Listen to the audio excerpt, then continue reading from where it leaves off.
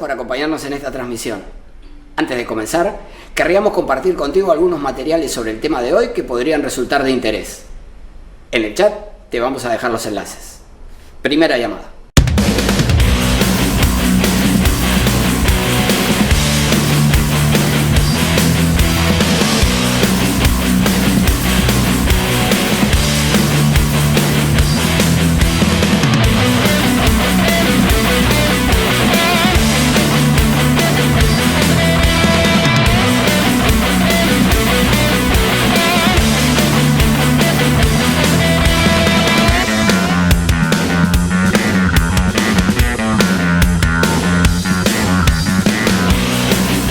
Ya estamos por comenzar la transmisión, pero antes quería pedirte que si te interesan nuestros contenidos, nos sigas en nuestras redes sociales. En el chat vas a encontrar los enlaces. Cuando regreses, estaremos comenzando. Segunda llamada.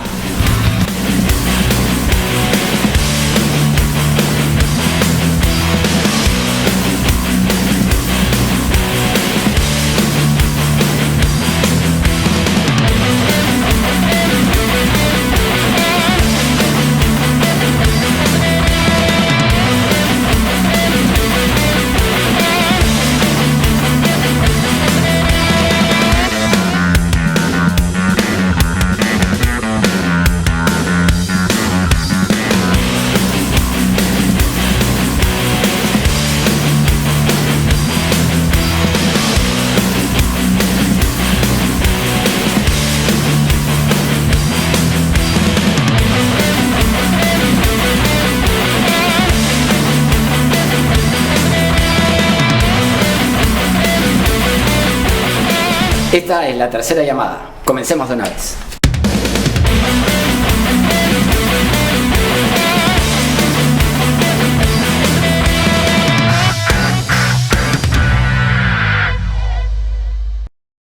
Hola, ¿qué tal? Muy buenas tardes. ¿Cómo están ustedes? ¿Cómo les va? Comenzamos una nueva transmisión de la segunda temporada de El Constitucional, que sale como siempre a través de nuestra página de Facebook, omar.sar, también por Onda Digital, canal 18.4 en Lima, y a través de la plataforma de LP Pasión por el Derecho, que es una entidad de referencia jurídica y brinda capacitación a miles de profesionales.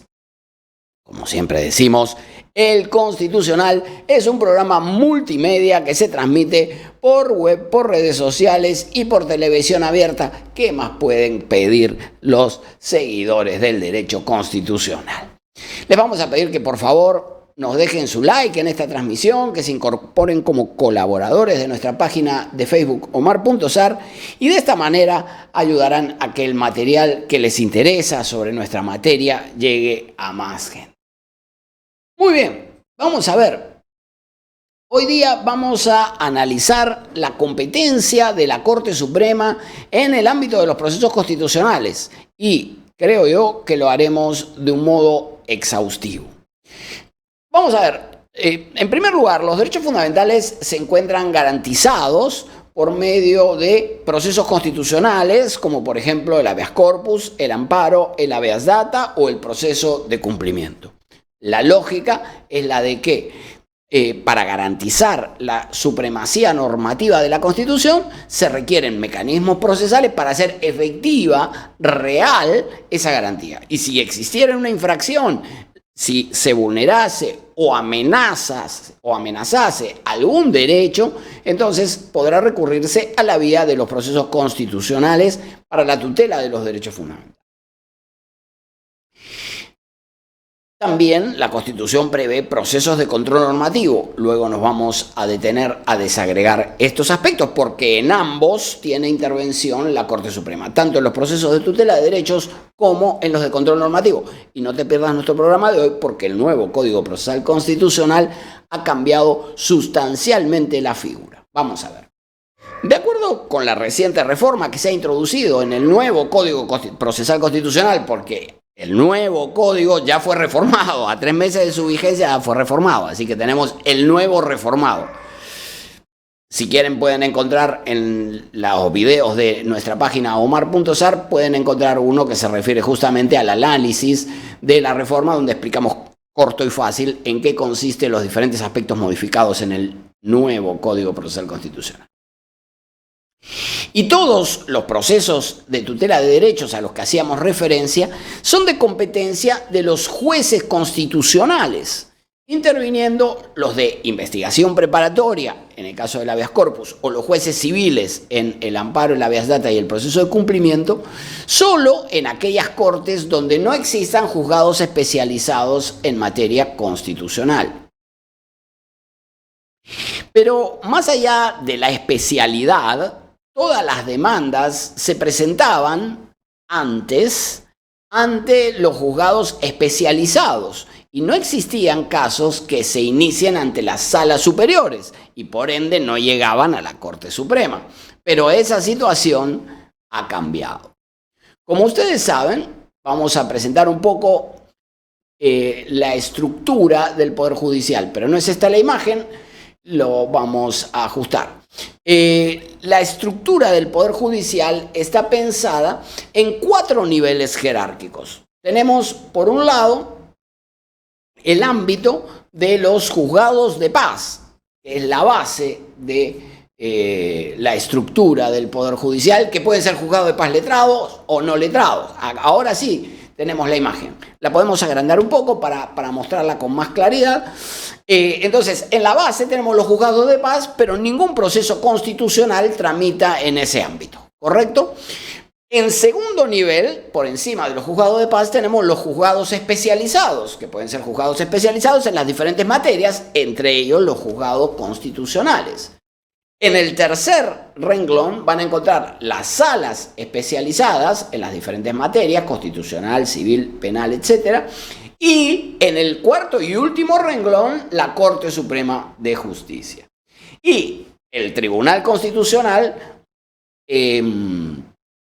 lo tenemos en un espacio aparte por cuanto es un órgano constitucional autónomo y no forma parte de la estructura del Poder Judicial.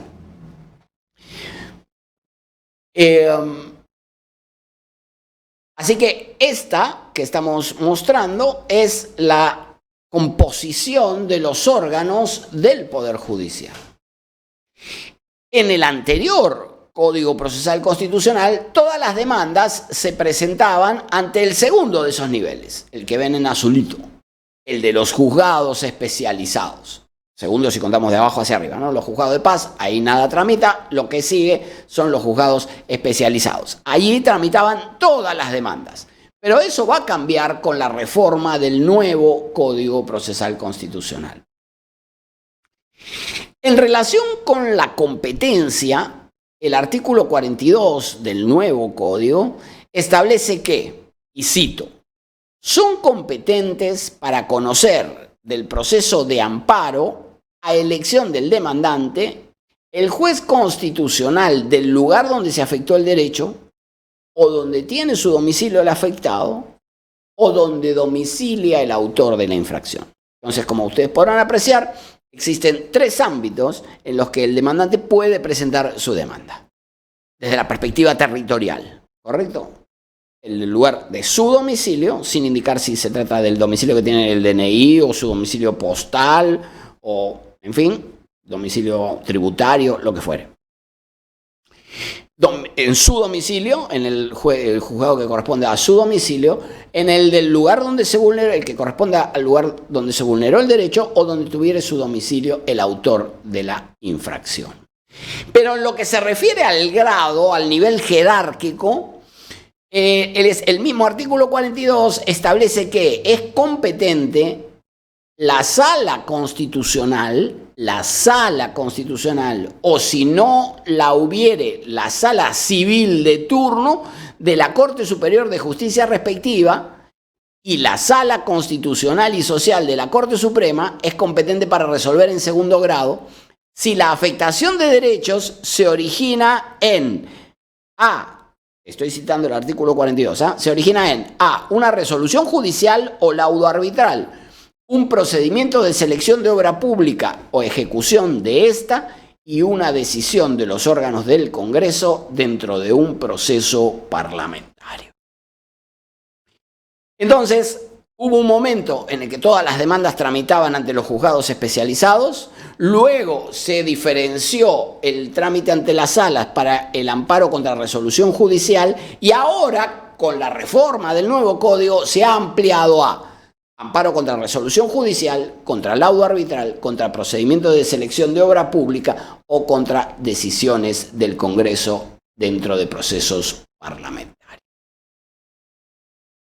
Entonces, en estos casos, en estos 4 que acabamos de enumerar, es decir, si la afectación de derechos se origina en una resolución judicial, un laudo, un procedimiento de selección de obra pública o una decisión del Congreso, la demanda se interpone ya no ante el juzgado, sino ante la sala constitucional o, si no la hubiere, ante la sala civil de turno de la Corte Superior de Justicia que corresponda.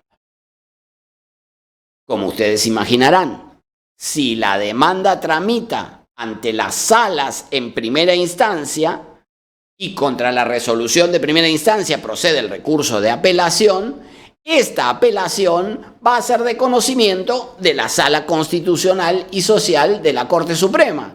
Y en caso de que esta máxima instancia del Poder Judicial emita una resolución denegatoria, entonces el agraviado podrá interponer ante la Corte Suprema el recurso de agravio constitucional dentro de los 10 días y este recurso de agravio constitucional será finalmente resuelto por el Tribunal Constitucional. Entonces, podemos arribar ahora a una primera conclusión.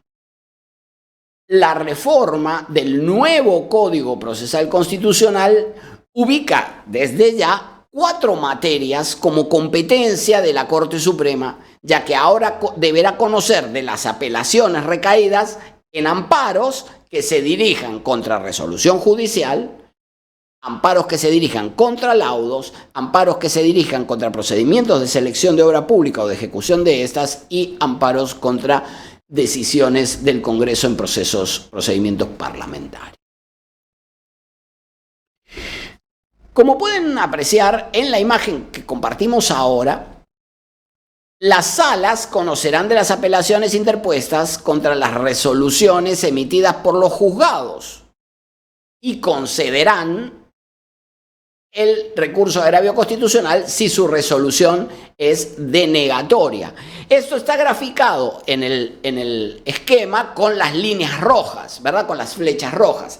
Va del juzgado especializado a la sala y si la resolución de la sala es denegatoria, este recurso de agravio constitucional conduce al Tribunal Constitucional. Esto sucede en habeas corpus, esto sucede en habeas data, en procesos de cumplimiento y en todos los amparos que no sean los 4 específicos que hemos mencionado. ¿Correcto? Todos, entonces, los procesos, salvo los 4 mencionados, van con estas líneas rojas. Juzgados especializados en primera instancia, allí se interpone el recurso de apelación, será resuelto por la sala superior en segunda instancia y si la resolución es denegatoria, entonces procede el recurso de agravio constitucional que se interpone ante la sala y será resuelto en definitiva por el Tribunal Constitucional. Pero en aquellos casos en los que se ha reformado el nuevo Código Procesal Constitucional y donde la demanda sea de conocimiento originario de la sala, es decir, ya no empieza en el segundo renglón, sino que empieza en el tercero, ¿sí? En los casos en que la sala,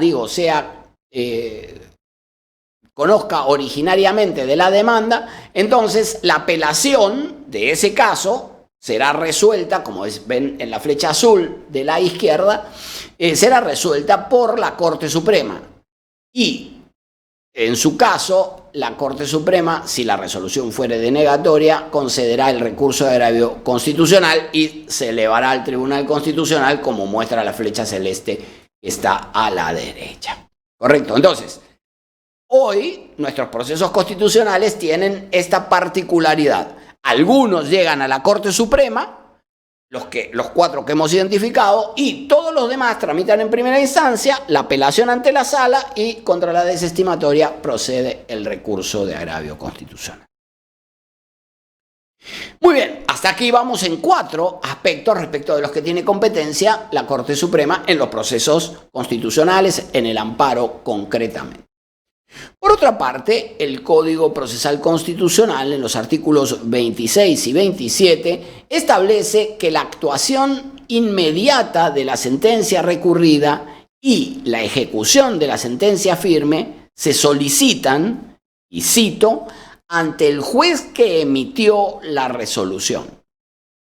¿Correcto? Esto implica que si el caso tramitó ante la sala, por tratarse de los supuestos mencionados, insisto, amparos que se dirijan contra resolución judicial, contra laudo, contra procedimiento de selección de obra pública o decisiones del Congreso, si tramitó ante la sala, entonces la ejecución deberá plantearse ante la misma sala que haya conocido en primera instancia de ese caso, ¿correcto? Ya sea que haya tenido sentencia definitiva por parte del Tribunal Constitucional o que haya sido una estimatoria de segundo grado de la Corte Suprema. Como sea que fuere, ya sea la actuación inmediata de la sentencia recurrida como la ejecución de la sentencia firme, cualquiera de estas dos cosas se solicita, se plantea ante el juez, la sala en este caso, que conociera en primera instancia cuando se trate de estos tipos de amparos particulares. Y si la sala desestima el pedido de ejecución, en ese caso procede la apelación por salto a la que se refiere el artículo 22C del nuevo Código Procesal Constitucional que había sido desarrollado por el Tribunal en expediente 4/2009. ¿Correcto? Entonces, si la sala dice no procede la ejecución, el demandado ya cumplió, entonces procede la apelación por salto. Pero si en cambio declara fundada la solicitud de ejecución, el demandado vencido, a quien se ordenó cumplir la sentencia, porque presuntamente no lo habría cumplido en sus propios términos, puede apelar esa resolución de ejecución emitida por la sala, que fue quien conoció en primera instancia. Y esa apelación de lo resuelto por la sala en fase de ejecución también llegará a conocimiento de la Corte Suprema. Entonces, aquí tenemos un quinto aspecto que llega a conocimiento de la Corte Suprema, ya que esta máxima instancia del Poder Judicial conocerá de las apelaciones que se interpongan en fase de ejecución cuando se trate de los procesos que tramitan en primera instancia ante las salas especializadas. Así que tenemos las apelaciones de los amparos contra resolución judicial, las apelaciones de los amparos contra laudos, las apelaciones de los amparos dirigidos contra obras públicas o licitaciones de obras públicas o su ejecución, y los amparos contra procesos parlamentarios, y en quinto lugar las apelaciones de las solicitudes de ejecución de aquellos casos que hubieran tramitado en primera instancia ante las salas. Hasta aquí lo relacionado con los procesos de tutela de derechos, pero como ya avisamos al principio, la Constitución ha desarrollado, además de los procesos de tutela de derechos, también dos procesos de control normativo para garantizar el orden jerárquico previsto en el artículo 51 de la Constitución. Uno de esos dos procesos de control normativo se refiere al control de constitucionalidad de las leyes y en general de las normas con rango de ley, como por ejemplo los decretos de urgencia, los decretos legislativos, etc. Y este proceso de control de constitucionalidad de las normas con rango de ley es de conocimiento originario y exclusivo del Tribunal Constitucional. Este es el proceso de inconstitucionalidad. Pero además del proceso de inconstitucionalidad respecto de las normas con rango de ley, que es de conocimiento del Tribunal Constitucional, existe un segundo proceso de control normativo orientado al control de legalidad y de constitucionalidad de las normas de rango inferior a la ley. Y ese es el proceso de acción popular. De acuerdo con el Código Procesal Constitucional, la demanda de acción popular puede ser presentada por cualquier persona y se presenta ante la Sala Constitucional de la Corte Superior del Distrito Judicial al que pertenece el órgano emisor. y si no existiese sala constitucional, ante la sala competente, que será aquella que conoce de los procesos civiles. Entonces, el proceso de acción popular, que es el único que no llega a conocimiento del Tribunal Constitucional porque no está en el artículo 202 donde ubica las competencias del Tribunal Constitucional. Sí, el artículo 202 dice de qué conoce. Conoce del proceso de inconstitucionalidad, 1. Conoce de las resoluciones denegatorias recaídas en los procesos de tutela de derechos y 2. Y conoce del proceso competencial. Y claro, aquí están mencionados los 4 procesos de tutela de derechos, inconstitucionalidad y el competencial, son 6. Pero no está el proceso de acción popular. Por ende, el proceso de acción popular es uno de conocimiento originario y exclusivo del Poder Judicial. ¿Está bien? Es el único de los 7 procesos constitucionales que no llega a conocimiento del Tribunal Constitucional. Y el proceso se cierra, tramita en primera instancia, con la decisión de la Sala Constitucional y Social de la Corte Suprema. Porque contra la sentencia de primera instancia que expida la sala especializada, procede el recurso de apelación y ese recurso de apelación será resuelto en segunda instancia por su superior, que es la Corte Suprema. Entonces tenemos así un 6º caso que será de conocimiento en apelación del Tribunal de la Corte Suprema, perdón. Entonces tenemos hasta ahora 6 casos. La apelación de la sentencia de amparo que se dirija contra resolución judicial, la apelación de la sentencia de amparo que se dirija contra laudo, la apelación de la sentencia de amparo que se dirija contra un procedimiento de selección de obra pública, la apelación de la sentencia de amparo que se dirija contra una decisión del Congreso, la apelación de la resolución que declara fundado el pedido de ejecución de la sentencia y la apelación de la sentencia de la sala en el proceso de acción popular.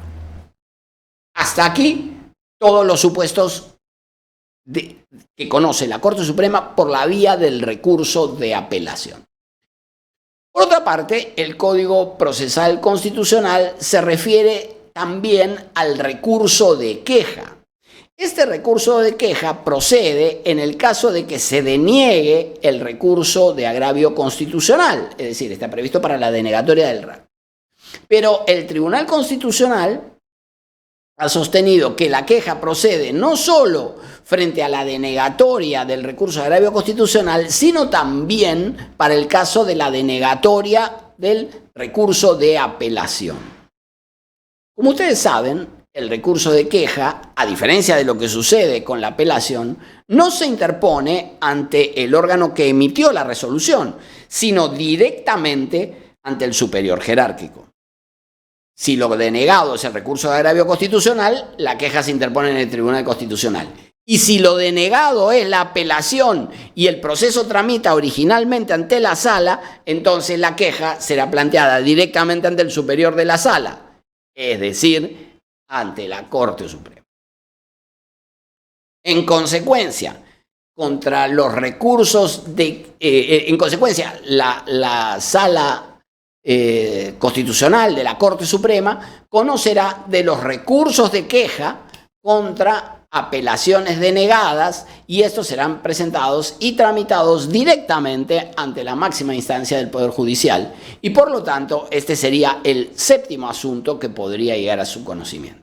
Tenemos las 6 variantes de la apelación que podrían llegar a la Corte Suprema y también la queja por la denegatoria del recurso de apelación en esos casos. La última competencia de la Corte Suprema que nos resta mencionar en los procesos constitucionales es la que se refiere a su atribución para conocer de las resoluciones que se le eleven en consulta. Ya hemos grabado una clase sobre el tema de la elevación en consulta. Fíjense, el artículo 94 del Código Procesal Constitucional, que se refiere al proceso de acción popular, establece lo siguiente. Si la sentencia que declara fundada la demanda no es apelada, los autos se elevarán en consulta a la Sala Constitucional y Social de la Corte Suprema. La consulta se absolverá sin trámite y en un plazo no mayor de 5 días desde que es recibido el expediente. Así que si el órgano emisor de la norma dejó consentir, porque esté de acuerdo o porque se le pasó el plazo, por lo que fuere, dejó consentir la resolución estimatoria que expulsa del sistema jurídico la norma infralegal, entonces el legislador dice, un ratito, elévenlo en consulta y que la Corte Suprema determine si esa resolución fue correctamente emitida. Confirmará la consulta si está de acuerdo, declarará nula la resolución si rechaza. Muy bien, entonces la primer variante, y este sería el octavo tipo de cosa que vería la Corte Suprema, sería la elevación en consulta respecto de resoluciones recaídas, de sentencias estimatorias no apeladas recaídas en el proceso de acción popular. Por último, entiendo y existe debate en esta cuestión que también deben elevarse en consulta las sentencias estimatorias en las que se haya ejercido el control difuso en los procesos de tutela de derechos, como sucediera, por ejemplo, en el caso de eutanasia que hemos analizado aquí en su momento y que había sido planteada la demanda por la señora Ana Estrada mediante un proceso de amparo. Pero digo que es discutible porque en aquel momento estaba vigente el artículo 3 del Código Procesal Constitucional que establecía el deber de elevar en consulta. En cambio, ahora mismo, en este mismo momento en el que estamos haciendo este programa de la segunda temporada del Constitucional, el número 78, el nuevo Código Procesal Constitucional ha derogado aquella disposición del artículo 3. Así que no hay en el Código Procesal Constitucional una regla que establezca que el juez constitucional debe elevar en consulta la sentencia en la que ejerza el control difuso. Sin embargo, resulta aplicable, creo yo, el artículo 14 de la Ley Orgánica del Poder Judicial. Este artículo 14 tiene el mismo deber de elevación en consulta aplicable a los procesos judiciales. En los procesos ordinarios se debe elevar en consulta. ¿Por qué? En aplicación del artículo 14. Claro, antes había una regla específica en el código, pero ahora no la hay y me parece que resulta aplicable esta regla general que está en la Ley Orgánica del Poder Judicial. Naturalmente que, subrayo, existe controversia en este punto de la elevación en consulta. Habrá que ver si la Corte Suprema, a la hora de evaluar alguna, o el Tribunal Constitucional emiten algún tipo de pronunciamiento en relación con el deber de elevación en consulta o no. Subrayo, aquí hay en este noveno y último aspecto, que sería el segundo relacionado con la elevación en consulta, hay algún tipo de discusión por cuanto no hay un mandato expreso, una regla expresa en el Código Procesal Constitucional. Y está la regla general que se encuentra en el artículo 14 de la Ley Orgánica del Poder Judicial. Nosotros hemos, por nuestra parte, elaborado un cuadro que compartimos con ustedes más temprano en nuestra página de Facebook, omar.sar, y en aquel cuadro que hemos compartido hemos detallado cada una de estas 9 competencias que tendrá la Corte Suprema en el ámbito de los procesos constitucionales. Vamos a tratar de agrandarlo un poco para que la letra, que está un poco pequeña, porque son muchas cosas, se vea bien. Entonces, tenemos 9 asuntos aquí. Ustedes lo están viendo ahora en primer plano. Tenemos 9 asuntos. 6 relacionados con el recurso de apelación, 2 con la consulta y 1 con la queja. ¿Cuáles son las apelaciones que llegan a conocimiento de la Corte Suprema? Apelación de la sentencia de amparo contra resolución judicial. 1. 2. Apelación de la sentencia de amparo que se dirija contra un laudo. 3. Apelación de la sentencia de amparo que se dirija contra un procedimiento de selección de obra pública. 4. Apelación de la sentencia de amparo que se dirija contra una decisión del Congreso. 5. Apelación de la resolución que declara fundado el pedido de ejecución de la sentencia. Y 6. La apelación de la sentencia de la Sala en el proceso de acción popular.